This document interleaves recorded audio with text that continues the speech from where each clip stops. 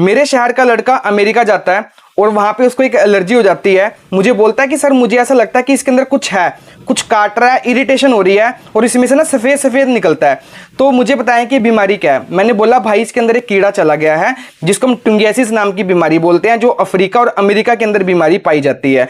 तो क्या होता है कि ना, मैंने उससे पूछा कि आप काम क्या करते हैं। बोलता है सर मैं कंस्ट्रक्शन का काम करता हूं। तो मैंने उसको बोला कि जो ये कीड़ा है ना, ये मिट्टी के अंदर रहता है या जब हम पार्क के अंदर नंगे पैर घूमते हैं तब ये कैसे ना कैसे करके हमारे पैर के अंदर घुस जाता है।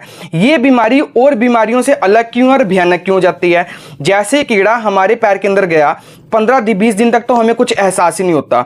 20 दिन तक ये बड़ा होता रहता है। फिर 20 दिन बाद क्या करता है, ये अंडे देना शुरू कर देता है और ना जो इसका पिछवाड़ा है ना, वो बाहर की तरफ निकला हुआ होता है। वहीं से वो अंडे देता है, वहीं से वो सांस लेता है, जिससे 2 महीने तक ये जिंदा रहता है।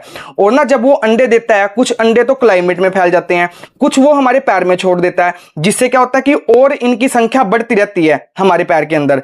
और ना 2 महीने बाद जब इसकी अंडे देने की साइकिल खत्म हो जाती है तो ये हमारे शरीर में ही सूख जाता है और क्या होता है कि गांठ का रूप बना के वहीं पे पड़ा रहता है। तो उसको मैंने बोला कि भाई इसको डॉक्टर के पास जाओ, इसको निकालना पड़ता है, ठीक है ना, और नहीं तो ये पूरे पैर में फैल जाएगा। तो जब हम मास्टर की अपनी डिग्री कर रहे थे, डर्मेटोलॉजी की मास्टर की क्लास कर रहे थे, तो मैंने अपने सर से बोला कि सर हम इतनी बीमारियों के बारे में क्यों पढ़ रहे हैं जब ये बीमारी भारत के अंदर पाई ही नहीं जाती।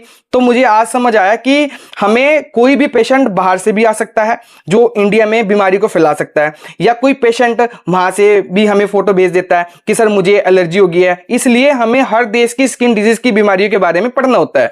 तो अगर कोई भी समस्या है तो उसको स्किन डिजीज को हल्के में ना ले। छोटी सी बीमारी बहुत बड़ी हो जाती है, तो अपना तुरंत इलाज कराएं, किसी अच्छे डॉक्टर से मिलें। धन्यवाद।